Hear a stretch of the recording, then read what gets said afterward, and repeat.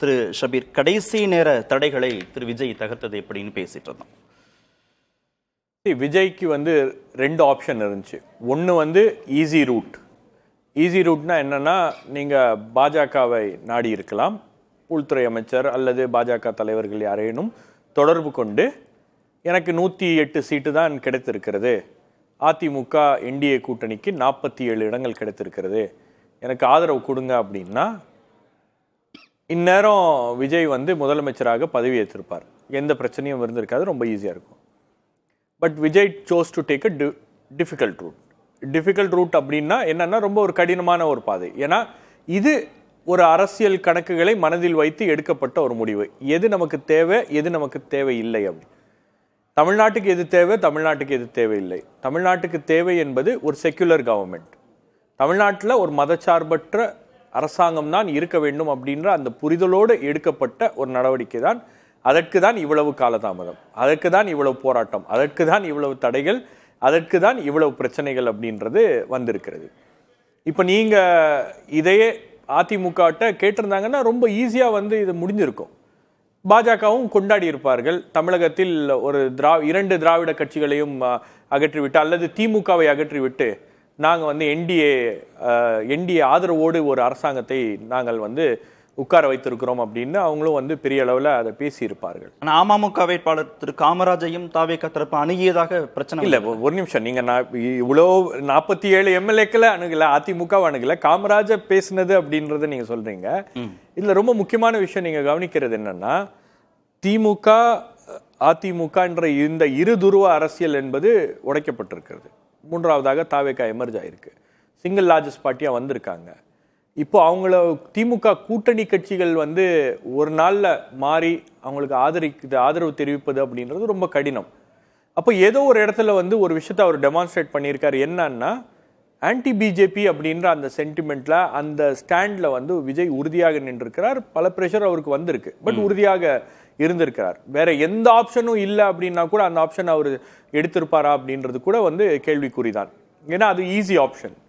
ஆனால் anti BJP அப்படின்னு அவர் நின்னதன் விளைவு தான் சிபிஎம், சிபிஐ, அது விசிக, ஐயுஎம்எல் போன்ற கட்சிகள்லாம் வருவதற்கான வாய்ப்பு அதை உருவாக்கி இருக்கிறது.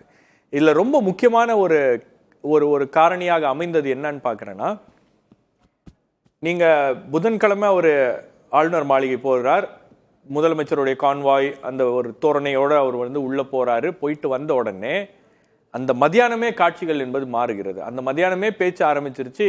திமுக அதிமுக கூட்டணி உருவாகிறது, அவங்க ஒரு முயற்சியை பண்ணுறாங்க.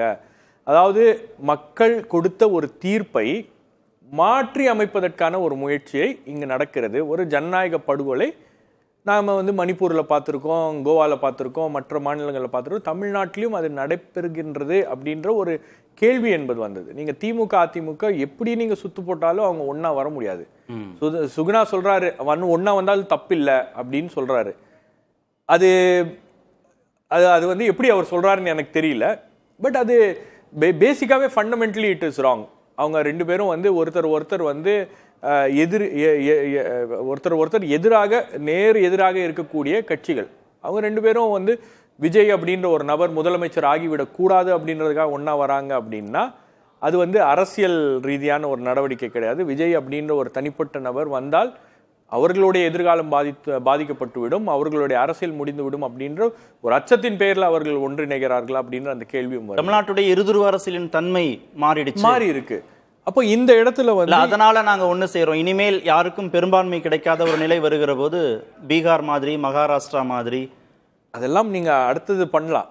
ஆனா இந்த தேர்தலில் நீங்க விஜய்க்கு ஒரு வாய்ப்பு இருக்கிறது அப்படின்னும் போது அந்த வாய்ப்பை தட்டி பறிக்க வேண்டும்.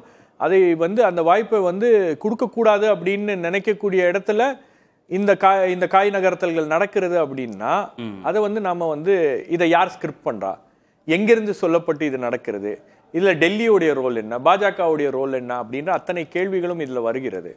அப்போ இங்க சிபிஐ சிபிஎம் இடதுசாரிகள் விஜய்க்கு ஆதரவுனா ப்ரீபோல் அலைன்ஸ்ல அவங்க இல்ல, விஜய்க்கு ஆதரவு கொடுக்க வேண்டிய அவசியம் என்பது இல்லை. எம்ஏ பேபி அவர்களும் சிபிஎம் உடைய பொதுச் செயலாளர், அதே போல இங்க இருக்கக்கூடியவங்களுக்குலாம் ஒரு கட்டத்துல என்ன வருது அப்படின்னா, இது முற்றிலுமாக வேறு விதமான ஒரு காட்சிகள் இங்கு அரங்கேறப்படுகிறது, ஒரு ஜனநாயக படுகொலை இங்கு நடந்து விடுமோ அப்படின்ற அந்த அச்சம். அது மட்டும் இல்லாம உங்களுக்கு வந்து கவர்னர் ஆட்சி, ஜனாதிபதி ஆட்சி இங்கு அமல்படுத்தப்படுவா அப்படின்ற ஒரு அச்சம். இது இரண்டும் வந்து உங்களுக்கு பாஜகவுக்கு வழிவகுக்கக்கூடிய விஷயங்கள். அப்போ இதை தடுப்பதற்காக இந்த நடவடிக்கை எடுக்க வேண்டும். ஜனநாயக படுகொலை அப்படின்றது என்ன, ஒரு மேண்டேட் வந்து இன்னைக்கு யாருக்கு கிடைத்திருக்கிறது? மக்களுடைய ஆதரவு என்பது விஜய்க்கு தான் இருக்கிறது. நீங்க விஜய்க்கு வந்து வெறும் 108, மற்றவங்களுக்கெல்லாம் 126 அப்படின்னு பேச முடியாது. மற்றவங்களும் யாருன்னா, நீங்க விஜய்க்கு அந்த மேண்டேட் கொடுத்துருக்காங்க. மற்றவங்களாம் தனித்தனியா தான் நின்னாங்க. என்டிஏ தனி, திமுக தனி. இப்ப எல்லாமே ஒரே கூட்டணியில வந்துட்டாங்களா, ஒரே நேர்கோட்டில் வந்துட்டாங்களா அப்படின்றது கிடையாது இல்லையா? அப்ப அந்த அந்த அந்த அந்த ஒரு வாதமே வந்து ரொம்ப அபத்தமான ஒரு வாதம். இப்ப இந்த முயற்சிகளை திமுகவோடு கூட்டணி இருந்த கட்சிகளும் விரும்பல. இந்த முயற்சிகளை விரும்பல. அதன் விளைவுதான் உங்களுக்கு கம்யூனிஸ்ட் கட்சிகள்கிட்ட ஒரு சந்தேகம் இருந்துச்சு. அவங்களுக்கு எப்படி விஜயை நம்ம ஆதரிக்கிறது? ப்ரீபோல்ல நம்ம இல்ல, கூட்டணியில் திமுக கூட்டணியில் தான் இருந்தோம். அப்ப எப்படி நம்ம ஆதரிக்கிறது அப்படின்னும் போது ஏதோ ஒரு இடத்தில் பாஜக வந்து ஸ்கிரிப்ட் பண்ண ஒரு விஷயம் வந்து இங்க அரங்கேறுகிறது. ஒரு ஜனநாயக படுகொலை நடந்து விடுமோ? ஏன்னா எம்ஏபிபி பயன்படுத்தின அந்த வார்த்தை வந்து சப்வர்ஷன் ஆஃப் டெமோக்ரஸி. நீங்க வந்து இங்க ஜனநாயகம் வந்து ஏதோ ஒரு வகையில அந்த மேண்டேட்டை வந்து மாற்றி அமைக்கக்கூடிய ஒரு முயற்சி நடக்கிறது அப்படின்னா அதுக்கு ஒருபோதும் நாம் துணை போகக்கூடாது அப்படின்னு தான் சிபிஐ சிபிஎம் இந்த நடவடிக்கை எடுத்தாங்க. அதே பாணியில விசிகே தலைவர் திருமாவளவன்களும் அந்த முடிவை எடுத்திருக்கிறார். ஐஎம்எலுக்கும் அதுக்கப்புறம் வந்து அந்த விஷயங்களை எல்லாம் பேசி கன்வின்ஸ் பண்ணி அவங்களையும் அவங்க கூட்டணிக்குள்ள கொண்டு வந்திருக்காங்க.